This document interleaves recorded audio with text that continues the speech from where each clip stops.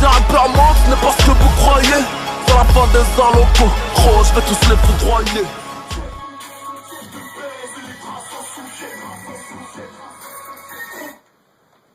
Encore Louis, Émile Louis. Tu sais quoi, Booba, il a même pas besoin de moi pour se défendre. C'est juste une bataille médiatique, une bataille de fans, d'internautes, tout ça. Parce que vu que tu hypnotises et que tu manipules ton public de 12-13 ans de moyenne d'âge, entre tes mensonges, tes fantasmes, tes délires, tout ça, fallait bien que quelqu'un rétablisse la vérité. Parce que c'est facile de manipuler les gens et remixer les informations à ton avantage. Surtout quand on sait que ton disque, il sort dans une semaine. Mais je t'avais dit la dernière fois, quand tu racontes des mythos, essaye de pas manquer de cohérence parce que tu te fiches bêtement pour rien là. Ton autopsie 5, elle est morte. On va passer à l'autopsie 6. Yeah, si je perds un tête à tête, je te tire dessus, négro. La prochaine fois, sors ta caisse quand on se croise au pied du building. T'es en train de faire passer Booba pour un mec qui fuit. Donc si je comprends bien, t'es en train d'essayer de nous faire croire qu'il a peur de ces trois mecs-là.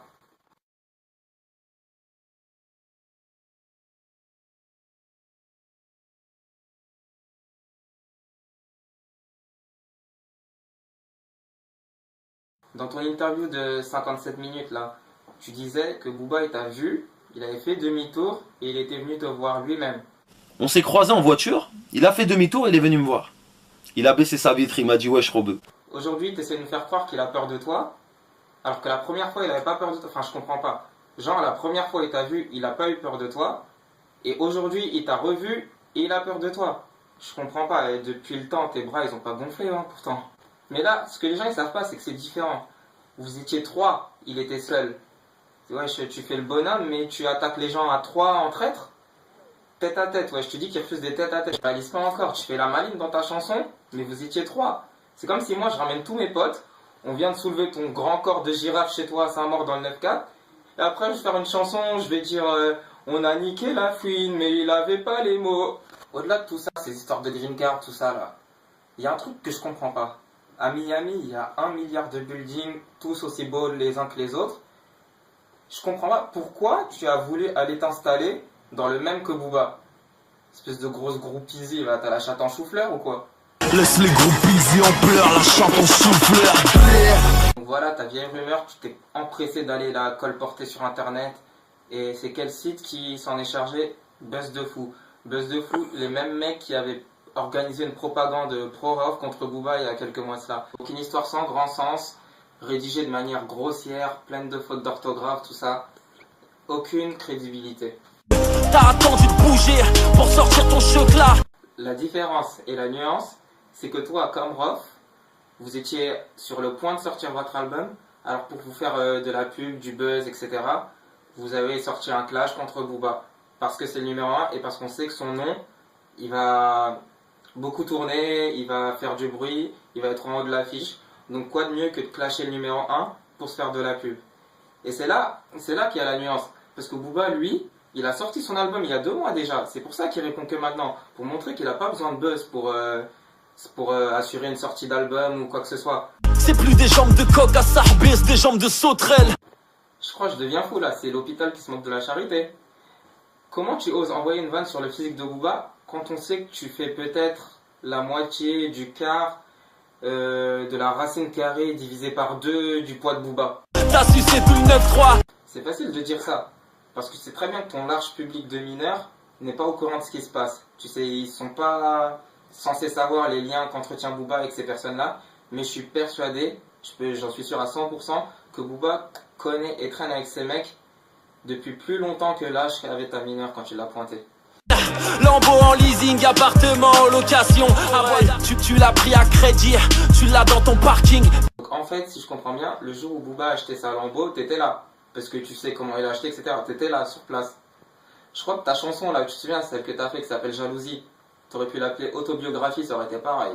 T'es pas dans le futur, ton album est imparfait. Pourtant, tu connais presque toutes les chansons de l'album. Tu fais référence à OG, Kalash, Caramel, C'est la vie. Et même d'autres chansons à l'ancienne, genre Killer, Gun in Hand, etc. Ça veut dire que même à l'époque, il était déjà dans le futur, si tu te souviens de ces chansons-là. T'aignais une cuillère en or dans la bouche, mon petit Eli. Encore une fois, tu fantasmes, histoire de lancer des petites rumeurs, comme si t'étais dans une cour de récré.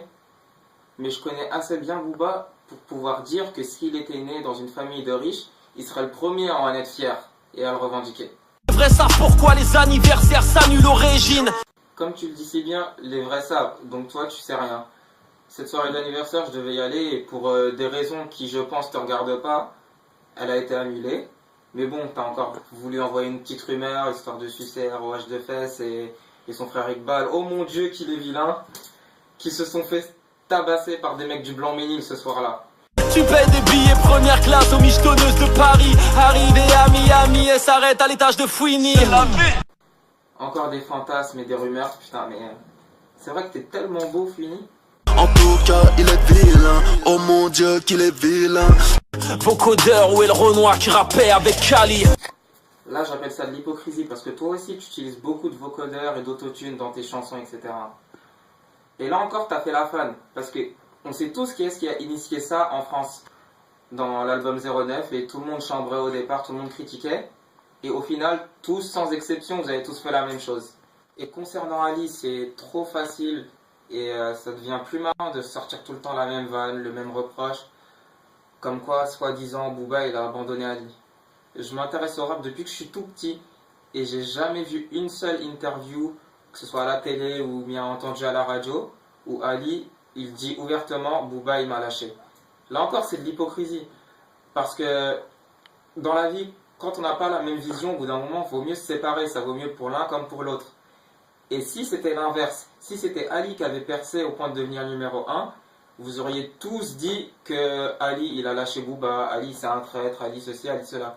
Donc là, c'est de la grosse hypocrisie. Et tu l'entretiens, tu la manipules, cette hypocrisie, avec tous tes fans et tous les petits qui t'écoutent, parce qu'on sait très bien l'âge de ton public. Fais tes feats avec Rick Ross, ben voyons. Une victime en featuring avec un ex-maton. C'est pas toi dans ton interview de 3 jours et demi qui parlait d'amnésie? Parce que là, je crois que tu commences à l'être un petit peu toi aussi. Hein. Si je me souviens bien, dans Stan Smith. Comme dirait Rose, alléluia. Mais bon, peut-être que ça doit être un meilleur featuring et avec une meilleure personne qu'un ex-maton. Regarde-moi, j'ai encore plus mal que toi. Yeah, Fouini babe, yeah, et on les croise à l'appel. J'ai fait un feat avec Booba, ça prouve que j'ai rien contre les homosexuels. Non, rectification.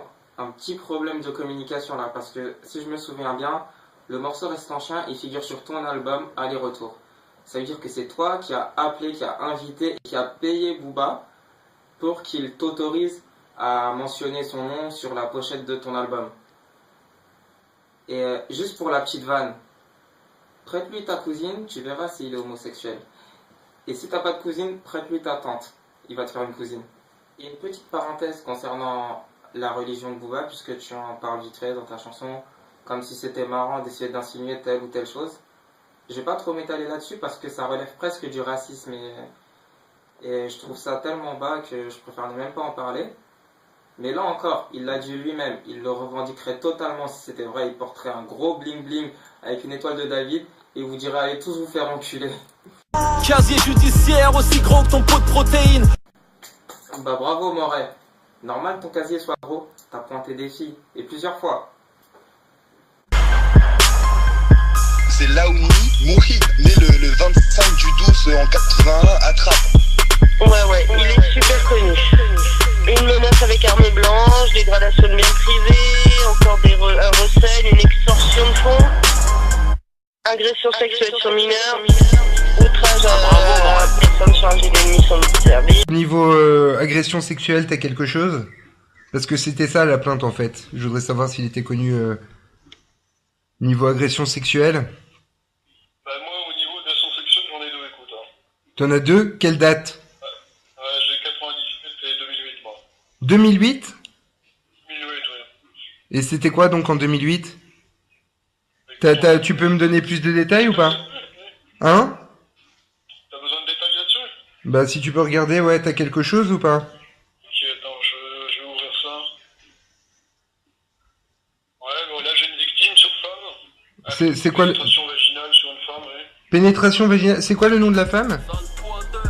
Là, c'est la façon la plus ridicule que j'ai jamais vue pour essayer de se défendre. Tu essayes de retourner l'histoire en disant qu'il a des filles de 16 piges dans ses clips, mais c'est dans ton stick à toi qu'il y a des histoires bizarres comme ça. Après, tu vas dire quoi, que Rosa Acosta, elle a 12 ans aussi, non? C'est comme quand tu dis que en 97, t'avais 15 ans, donc agression sur mineur, toi-même t'es mineur, ça n'a pas de sens. Mais tu prends vraiment les gens pour des cons ou quoi? C'est-à-dire, si je te comprends bien, chez l'être humain, tant que t'es mineur, tu fais jamais de conneries. Mais arrête de nous prendre pour un confrère. C'est comme si, par exemple, il y a un mec, il a 15 ans, il va frapper une fille de 15 ans pour lui voler son portable ou quoi que ce soit. Ça s'appelle pas une agression, ça, peut-être? Sauf que toi, c'est une agression d'un autre ordre. Allez, arrête tes conneries, Émile. Mineur ou pas, t'agresses une fille sexuellement, t'es un pointeur, c'est tout. Et tu sais quoi, la vérité, tellement j'en ai marre de tes mythos, je commence à avoir mal à la tête. Alors pour finir, je vais te citer. C'est là que je me suis rendu compte que... Non, je vais te laisser te citer tout seul. Je me suis rendu compte à quel point l'homme pouvait être mythomane. Bon, à cela vous de juger. C'est à la Records au bout du fil. Demande la peine de mort pour pointeur et pédophile. Je suis qu'un fort et grave ancien, comme Émile Louis Laonisé, le premier rappeur pointeur, double Uzi pour mes ennemis. sale pointeur.